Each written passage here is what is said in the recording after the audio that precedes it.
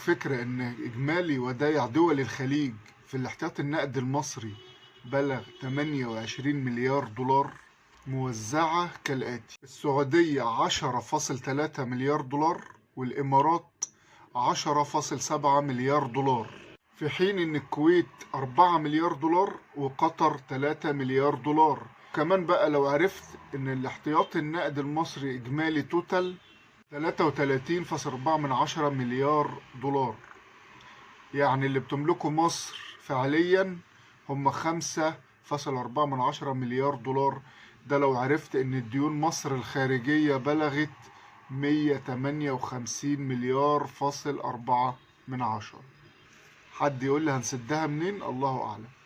لكن عايز اقول لك ان وكالة بلومبرج قالت ان مصر من الدول النامية المعرضة لمخاطر في العملة خلال السنة الجاية ل 2023. والكلام ده قاله عمرو أديب على فكرة قبل كده، إن عام 23 هيكون أصعب سنة هتمر علينا، أصعب من 22.